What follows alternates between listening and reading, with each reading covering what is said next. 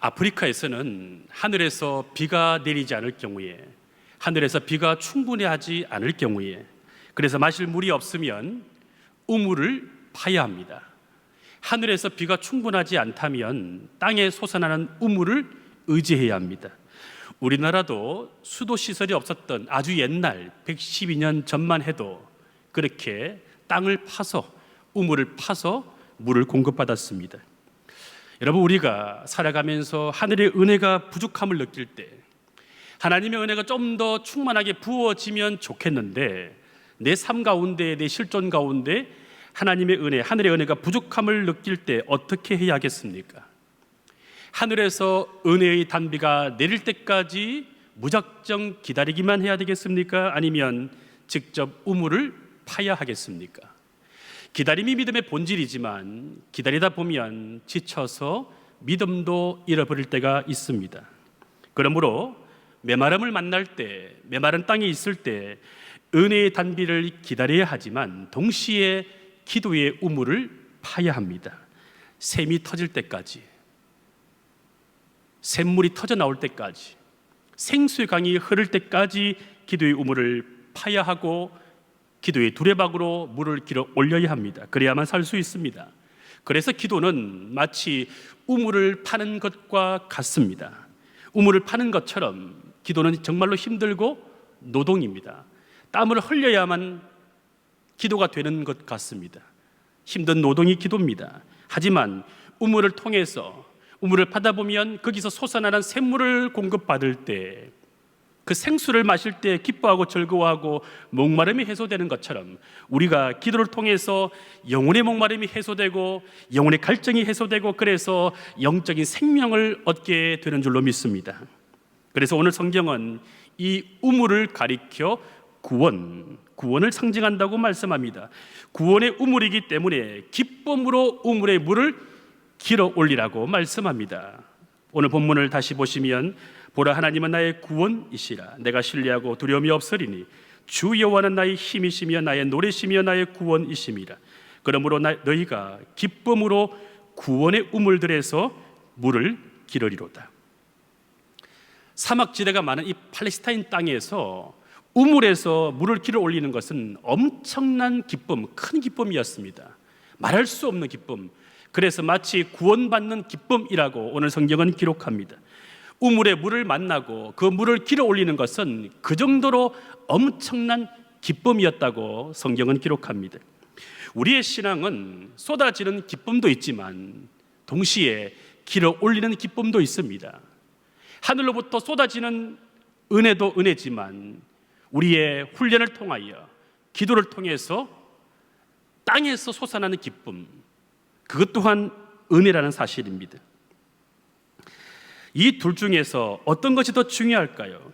하늘에서 비가 쏟아지는 것도 은혜고 구원이지만 땅에서 솟아 올라오는 것도, 땅에서 우물을 길어 올리는 것도 은혜고 구원인데 우리에겐 둘 다가 필요합니다. 어떤 것이 더 중요할까요? 둘 다 중요하겠죠. 그런데 우리가 할 수 있는 것은 정해져 있습니다. 길어 올리는 기쁨, 우리가 직접 우물을 파고 두레박을 던져서 그 물을 길어 올리는 것은 우리의 몫이고 우리의 성실성이고 우리의 신앙과 훈련에 달려 있습니다. 하늘에서 쏟아지는 것은 우리가 어떻게 할 수 없는 하나님의 주권이죠. 두레박으로 우물에 물을 길어 올리는 것처럼 우리가 기도로 생명수를 길어 올려야 합니다. 처음에는 우물을 파야 하지만 그 다음에는 파놓은 그 우물에서 두레박을 던져서 길어 올리기만 하면 되는 것입니다. 부모가 파놓은 우물, 조상이 파놓은 그 우물에 나의 믿음과 열심을 더하여 두레박을 던질 때 그 두레박을 통해서 물을 길어 올릴 수 있는 것이고, 이것이 바로 기도인, 그렇게 사는 것이 성도의 삶입니다. 이처럼 우물은 구원과 생명을 상징합니다. 그래서 성경에는 우물가 이야기가 나옵니다. 우물에서 구원의 주님을 만난 이야기가 나옵니다. 대표적인 예가 수가성 우물가의 여인입니다. 이 여인은 5번이나 남편과 이혼하고 6번째 남편과 살 만큼 한이 많고 기구한 인생이었습니다. 그 여인이 이 우물가에서 예수님을 만났습니다.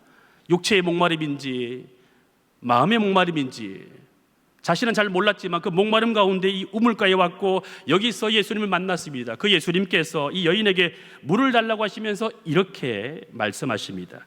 내가 만일 하나님의 선물과 또 내게 물 좀 달라는 이가 누구인 줄 알았더라면 내가 그에게 구하였을 것이요 그가 생수를 내게 주었으리라. 예수님은 이 여인에게 목마르지 않게 하는 생수를 구하라고 말씀하셨습니다.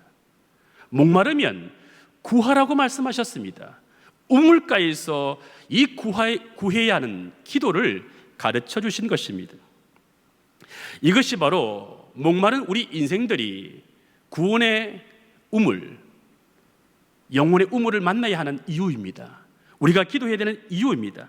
우물을 파듯이 날마다 우리가 기도의 우물을 파야 하는 이유가 여기에 있습니다. 왜냐하면 구할 때 주시기 때문입니다. 우리가 목마를 때마다 구해야만 하나님이 주십니다. 하늘에서 주시는 것은 은혜이고 보너스고 덤이고 우리가 늘 갈급함 속에 살아가고 있기 때문에 그 갈급함 속에서 우리가 기도의 우물을 파고 두레박을 던져서 그 물을 길어 올려야만 내 영혼이 살 수 있게 되는 것입니다. 그러므로 이 구원의 우물은 다른 것이 아닙니다. 기도입니다. 우리가 기도할 때 날마다 구원은 현재 진행형이 되는 것입니다. 구원은 과거의 사건이 아니죠. 과거의 사건일 뿐만 아니라 오늘도 날마다 내가 구원을 경험해야 하는 우리의 실존입니다. 그 구원을 경험하기 위해서 오늘 성경은 우리에게 기도의 필요성을 우물의 상징적인 단어로 표현하고 있습니다.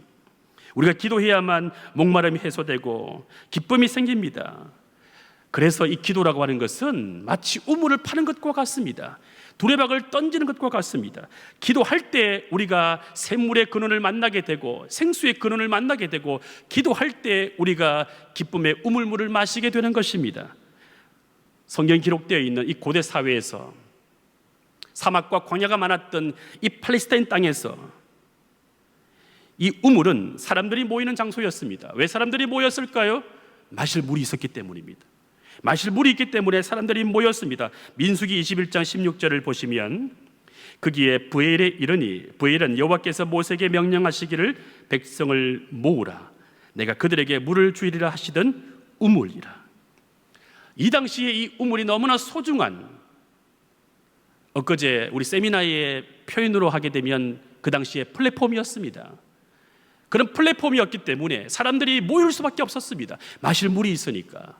그래서 사람들이 서로 그 우물의 콘텐츠를 차지하려고 그 우물의 물을 마시려고 다투게 되었고 분쟁하게 되었습니다. 그리고 그 우물을 쟁취했을 때 기뻐하였고 노래했다고 성경은 기록합니다. 그때에 이스라엘이 노래하여 이르되 우물물아 솟아나라 너희는 그것을 노래하라. 오늘 우리도 생명수를 얻기 위해서는 이렇게 고대 사회에서 우물을 차지하기 위해서 치열하게 살았던 것처럼 우리도 그렇게 몸부림을 쳐야 합니다. 치열하게 살아야 됩니다. 싸울 수 있어야 됩니다. 혈과 육으로 싸우는 것이 아니라 정치와 이데올로기로 싸우는 것이 아니라 기도와 진리로 싸워야 합니다. 남들과 싸울 것이 아니라 기도를 방해하는 나 자신과 날마다 싸워야 합니다. 그래야만 내가 살 수 있습니다. 저는 이 싸움, 경쟁, 이 단어를 묵상하다가 어린 시절이 떠올랐는데 제가 중학교 때 어렸을 때 다녔던 그 중학교 운동장 가장자리에는 우물이 있었습니다. 그래서 중학교 1학년 때 친구들과 함께 열심히 공차기하고 뛰어놀다가 목마르니까 더운 여름날 땀을 뻘뻘 흘리면서 목마르니까 우물물을 뛰어갔습니다. 서로 뛰어가서 서로 달려가서 서로 물을 먼저 마시려고 경쟁하였던, 좀 다투기도 하였던 그 기억이 떠올랐습니다. 여러분, 그 다툼이 이기주의의 모습일까요? 생명에 대한 목마름, 간절함의 모습이죠. 그렇게 물을 퍼마시고 등목을 하고 나서 다시 사이좋게 친구들과 운동장을 뛰놀았던 기억이 떠올랐습니다.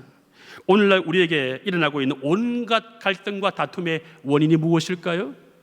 옳고 그름의 문제일까요? 그럴 수도 있겠죠. 이념의 문제일까요? 정치의 문제일까요? 그럴 수도 있겠죠.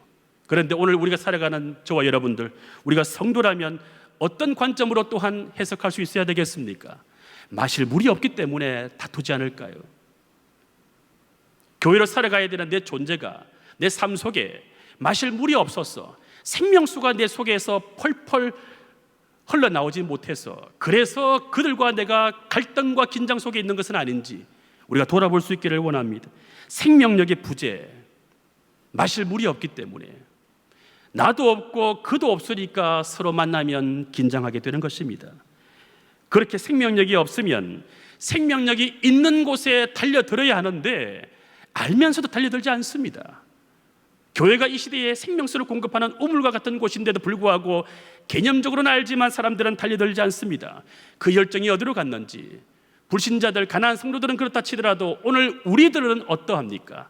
과연 우리는 열정적으로 이 생명수를 얻기 위해서 두레박을 던져서 물을 길어 올리는 그 열정이 우리 가운데 있습니까? 질문 하나 드려볼까요?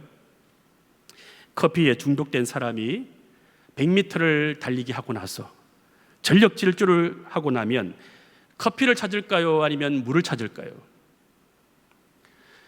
술에 중독된 사람이, 매일 술을 마시지 않으면 견딜 수 없는 사람이, 술을 하루라도 마시지 않으면 안 되는 사람이 100m를 전력 질주하고 나서 술을 찾을까요? 물을 찾을까요? 정답은 나중에 기도하실 때 주님이 알려주실 것입니다. 여러분, 그렇다면 우리는 언제까지 기도해야 될까요? 언제까지 기도의 우물을 파야 할까요? 언제까지, 어떻게 두레박을 던져서 이 기도의 생수를 마셔야겠습니까? 내가 서 있는 그곳에서, 그 땅에서 물이 솟아날 때까지, 내가 있는 그곳, 가정과 일터와 교회, 공동체, 부서, 내가 있는 그곳에서 기쁨의 샘물이 터져 나올 때까지 우리는 기도의 우물을 파야 합니다. 두레박을 던져야 됩니다. 여기서 이 솟아나는 샘물, 이 샘물은 요한복음으로 연결해 보면 성령을 상징합니다. 요한복음 7장 37절 39절의 말씀을 읽어보겠습니다. 누구든지 목마르거든 내게로 와서 마시라. 나를 믿는 자는 성령의 이름과 같이 그 배에서 생수강이 흘러나오리라 하시니 이는 그를 믿는 자들이 받을 성령을 가리켜 말씀하시는 것이라. 기도의 우물을 파는 것은 배속 깊숙한 곳에서 터져나오는 샘물을 만나는 사건입니다. 성령의 임재를 경험하는 사건입니다. 다시 말하면 우리는 기도하다 보면 이 지점에 이르기 전에 대부분 포기할 때가 많습니다. 그래서 기도는 노동인 거예요. 언제까지 노동해야 될까요? 샘물이 터져나올 때까지, 은혜의 생수를 경험할 때까지. 그래서 시간을 정해놓고 기도할 필요가 있는 것입니다. 시간을 정해놓고 내 뱃속에서 이 생수가 터져나올 때까지, 생수의 강물이 흐를 때까지 기도해야 하는 것입니다. 이것은 머리로 이해하는 것이 아닙니다. 가슴으로 느끼는 것도 아닙니다. 몸으로 뛰어들어야 됩니다. 노동하듯이, 땀 흘리듯이 몸으로 기도하는 것입니다. 힘들지만 여기는 희열이 있습니다. 마치 사막에서 우물물이 터져나올 때 그 모든 수고가 다 사라지는 것처럼, 그 물이 솟아날 때 모든 피로가 씻어지는 것처럼, 하나님 임재를 만날 때까지는 너무나 힘들고 지겹고 피곤할 수 있을지는 모르지만 그때까지, 그 임계점에 도달할 때까지 자기를 부인하면서 기도의 우물을 팔 때, 기도의 두레박을 던질 때 성령의 생수를 마시게 될 것입니다. 이때 우리 안에 고통과 슬픔이 사라집니다. 낙심과 절망이 사라집니다. 희열을 만납니다. 그리고 감사가 회복됩니다. 한번 따라해 보시겠습니까? 감사. 이사야 선지자가 오늘 본문을 기도의 메시지로 기록하진 않았지만 그렇게 기도의 안정을 쓰고 이 본문을 바라볼 수 있습니다. 그래서 이렇게 고백하는데, 이사야 12장 1절 말씀입니다. 우리 집에 계시는 분들도 같이 한번 읽어보면 좋겠습니다. 그 날에 내가 말하기를 여호와여 주께서 전에는 내게 노하셨사오나 이제는 주의 진노가 돌아섰고 또 주께서 나를 안위하시오니 내가 주께 감사하겠나이다 할 것이니라. 성령께서 기도 가운데 내 속에 임재하실 때 내 속에 있는 불안과 두려움, 낙심과 절망 사라집니다. 그러면서 나타나는 현상이 바로 감사입니다. 내게 일어나는 모든 일들에 대한 감사로 승화되는 것입니다. 거기까지 우리가 기도의 두레박을 던져야 되고 우물을 파야 됩니다. 여기서 그날은 진노한 하나님께서 이 이스라엘 백성들을 공의로 심판하는 미래의 그날을 그렇게 볼 수도 있지만 하나님이 개입하셔서 구원하시는 날을 말합니다. 오늘 저와 여러분들의 인생 가운데 하나님이 개입하셔서 구원하시고 도와주시고 회복시켜야 할 일들이 얼마나 많습니까? 하나님이 개입하셔서 구원하시는 그날을 말합니다. 그날에 내 속에 이런 놀라운 희열과 감사가 나옵니다. 목마름이 해소됩니다.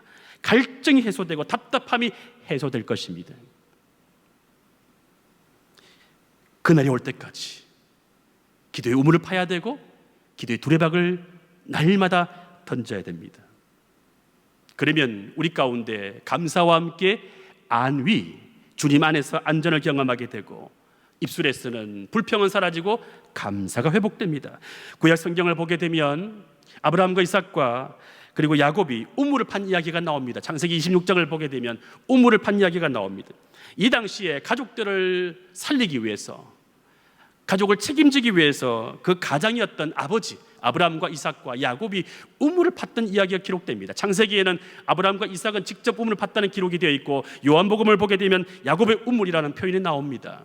좌우지간 그 사막과 광야가 많았던 그 팔레스타인 땅에서 가족과 온 집안 사람들이 함께 살기 위해서 가족의 책임자 아버지가 우물을 직접 팠다는 사실입니다. 그 우물을 파니까 주변 사람들이 탐이 나서 시비를 걸고 빼앗으려고 했습니다. 이삭은 다툼이 싫어서 거기서 양보하고 또 다른 곳에 가서 우물을 팠습니다. 그때 하나님께서 이삭에게 이렇게 말씀하십니다. 창세기 26장 24절입니다. 그 밤에 여호와께서 그에게 나타나 이르시되 나는 내 아버지 아브라함의 하나님이니 두려워하지 말라.